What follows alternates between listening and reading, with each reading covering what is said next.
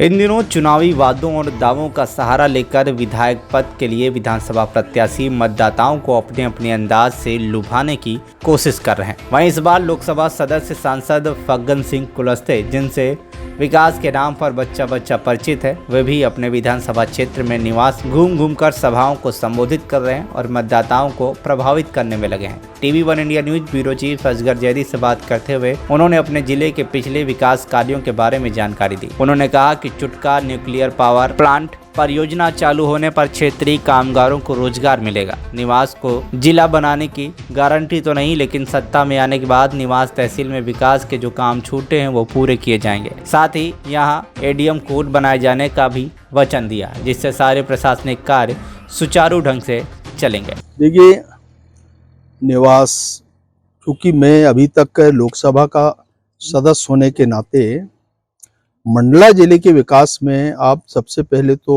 आप रास्ता देखिए, रोड देखिए, हर गांवों को जोड़ने का प्रधानमंत्री सड़क आप देखिए। हर विकास खंड के अंदर मैंने जिस समय मंत्री था तो ट्राइबल विभाग का एक एकलव्य आदर्श विद्यालय मैंने उस समय दिया, देश में पहली बार।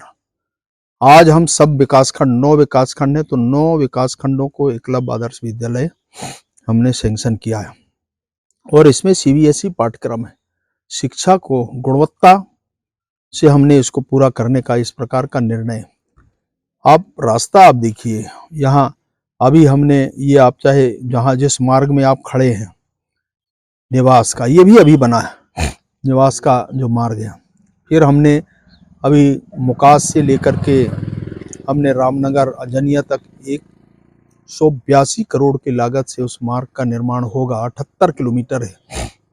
अभी हमने एक ब्रिज हमने दिया है 80 करोड़ की लागत से, नर्मदा का उच्च स्तरीय पुल। दूसरा हमने पुल 51 करोड़ का हमने आपके चिरे डोंगरी से, ये जो हमारा निचली बदेहरा से है, यहाँ से बनेगा। एक महाविद्यालय अभी अभी हमने दिया है।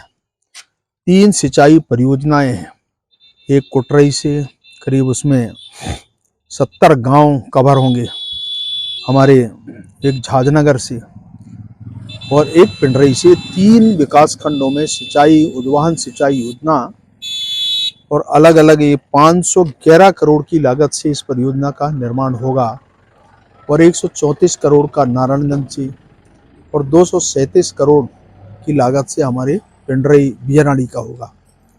हर घर को पानी देने का हमने फैसला किया है। वो काम भी मंडला जिले का कोई भी गांव अब अधूरा नहीं रहेगा। सभी परियोजनाएं, ये जो चीता कुदरी से निवास और बबलिया क्षेत्र को, हमने झाजनगर से बीजारानी और नारायणगंज को, और तीसरा हमारा जो हालोन परियोजना है उसमें से पूरे मवई आप कहें, बीजारानी आप कहें, घुघरी कहें, और इस विधानसभा का आप मोहगांव और मंडला, ये जो इस क्षेत्र में ऐसे सभी पूरे 9 के 9 विकास खंडों को हम सभी उनके घर घर पानी देने का फैसला हमने किया। उनकी स्वीकृति हमको प्राप्त हो गई। काम भी चल रहा है, यहाँ भी काम चल रहा है, उधर भी काम चल रहा है, पीछे भी हालोन का भी।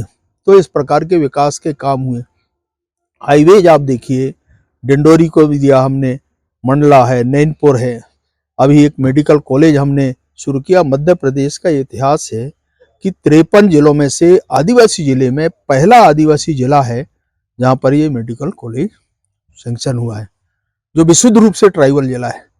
तो इस प्रकार के अनेक महत्वाकांक्षी योजनाएं, घर घर हमने बिजली का कनेक्शन, उज्ज्वला का, अभी अभी लाडली बहना योजना है। 1 करोड़ 31 लाख संख्या है। अगर मंडला जिले के बारे में कहेंगे तो 1 करोड़ 1 लाख 93 हजार संख्या मंडला जिले की है। अगर इस विधानसभा का कहेंगे तो लगभग संख्या होती है कि 70,000 के आसपास। तो ऐसे 3 विधानसभा में अलग अलग संख्या अगर देखेंगे तो बहुत बड़ी संख्या है। आज प्रधानमंत्री आवास योजना देखिए, मध्य प्रदेश में हमने 44 लाख घर बनाए हैं गरीबों का। हमने मंडला में भी हर विकास खंड के अंदर 22,000, 24,000, नारायणगंज में करीब 25,000, ऐसे अलग अलग योजनाओं को हमने दिया है। और CM राइस, ये विकास की योजना है। देखिए, सिंचाई का रकबा हमने बढ़ा दिया। ये हमारा विकास का आधार है और इसको लेकर के हम चुनाव मैदान के अंदर जाएंगे और आने वाले समय में जो छोटे मोटे कुछ विषय रह गए हैं उनको भी अभी हमने सिविल हॉस्पिटल निवास जो हमारा हेडक्वार्टर है वहाँ 50 बेड का हॉस्पिटल हमने सैंक्शन किया है, उसकी राशि भी आ गई है, मैंने उसका ओपनिंग भी कर दिया है। हर विकास खंड को एक एक एम्बुलेंस मैंने दिया है विभाग की तरफ से कि 9 विकास खंड है तो 9 एम्बुलेंस लोगों के लिए सुविधाएं उपलब्ध कराना, और निवास को मैंने 2 दिया है। तो इस प्रकार के विकास के बहुत सारे काम हुए हैं और इसीलिए विकास को आधार बना करके हम चुनाव लड़ेंगे। विकास के अलावा ये पटपर क्षेत्र है और यहाँ पे रोजगार और उद्योग की आवश्यकता है, इसके विषय पे क्या सोचते हैं? देखिए, इतना बड़ा परियोजना न्यूक्लियर पावर प्लांट 22,000 करोड़ का ये भारत के हमारे 16वें-17वें नंबर का है। शायद इससे परियोजना के पूरा होने के बाद यहाँ के हजारों लोगों को रोजगार मिलेगा।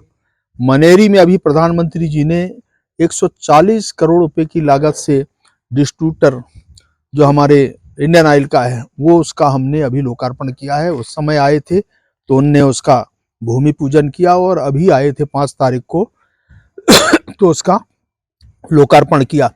100 करोड़ रुपए की लागत से रानी दुर्गावती का 500वां जयंती हमने अभी मनाया, उसका एक बड़ा स्मारक बनाने का भी निर्णय किया, उसका फाउंडेशन भी किया है। ऐसे अनेक महत्वपूर्ण चीजों को और आदिवासियों के सम्मान और प्रतिष्ठा को ध्यान में रखकर के उनके योगदान को हमने समाज के अंदर जो अभी तक कांग्रेस ने कभी इस क्षेत्र में विचार नहीं किया वो काम आज भारतीय जनता पार्टी की सरकार, भारतीय जनता पार्टी इस दिशा में सोच रही और इन योजनाओं को आगे बढ़ा रही। एक तरफ जैसा कि जिले की मांग की जा रही है, निवास को जिला बनाने की मांग की जा रही है, दूसरी तरफ यहाँ से विभागों को सम्मिलित किया जा रहा है, इसकी क्या वजह? देखिए, इसके कारण आपको समझना पड़ेगा। देखिए, जितनी जरूरत है, मैंने कहा है हम जिले के बारे में तो आज कुछ कह नहीं पाएंगे, परंतु मैंने ये कहा है कि आने वाले भविष्य में यहाँ एडीएम का कोर्ट हम जरूर बनाएंगे और इसलिए जो उसमें से रास्ता निकलेगा हम भविष्य में सोचेंगे। परंतु एडीएम कोड बनने से ये होगा कि यहाँ के सारी जो प्रशासनिक मिशनरी है, सारा काम प्रशासन का वो हमारे निवास से होगा। मैंने इस प्रकार की कल्पना किया है। आप केंद्रीय मंत्री हैं और अभी वर्तमान में विधायक के लिए निवास क्षेत्र से खड़े हुए हैं, अभी कैसा है यहाँ की स्थिति कैसी है? देखिए, चुनाव तो ऑन हो गया है, अब जितना मार्जिन बढ़ा सकते हैं हमारे कार्यकर्ता हम उसके लिए बात कर रहे हैं। बाकी चुनाव जैसा महसूस हम कर रहे हैं तो चुनाव में उठाव आ गया। अभी चुनाव चूंकि अब 2 तारीख के बाद चुनाव का ये पूरा अभियान शुरू होगा, अभी तो हम लोगों की बैठक उठाकर ये सारी चीजें हैं, परंतु मोटे तौर से जो तस्वीर समझ में आ रहा है वो चुनाव, पिछले चुनाव और आज के चुनाव में बहुत अंतर दिख रहा है। कुलस्ते जी, ये बताइए, क्या इस बार पार्टी ने 7 से 8 सांसदों को टिकट दिया है? क्या पार्टी को डर था कि वो देखिए, ये पार्टी का निर्णय है, पार्टी निर्णय किया, पार्टी किसको चुनाव लड़ाएगी, कौन लड़ने वाला, ये पार्टी का मैटर है। सांसद है, विधायक हैं, अगर इस प्रकार के लोग चुनाव लड़ेंगे तो स्वाभाविक, देखिए राजनीतिक पार्टी का निर्णय और उस निर्णय के आधार पर इस चुनाव को जीतना। पहला लक्ष्य हमारा है कि आम जनता के लिए हमने जो काम करते हैं तो हमारा लक्ष्य है कि भारतीय जनता पार्टी फिर 5वीं बार सरकार बनाए और इसलिए हमने एक टारगेट बनाया है हमारे पार्टी के अंदर कि 150 सीटें हमको जीतना है। कैसे जीतना है ये हमने तय करता है, परंतु जिस प्रकार का उत्साह है मध्य प्रदेश के अंदर दिख रहा, मेरा भी सीधी है, अनूपपुर है, सिंगरौली है, बालाघाट में अभी नरसिंहपुर भी होके आया, मैं इन क्षेत्रों में हूँ, जबलपुर, ऐसे क्षेत्रों में जाने के बाद जो उत्साह दिख रहा है पार्टी के अंदर, इस उत्साह को देखने के बाद लगता है कि हम 150 भी पार कर जाएंगे।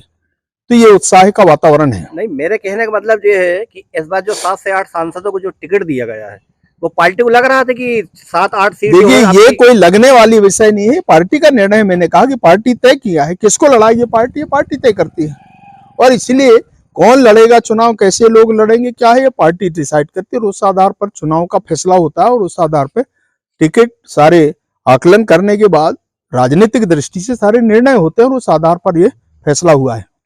मंडला से असगर जैदी की रिपोर्ट, TV1 इंडिया न्यूज।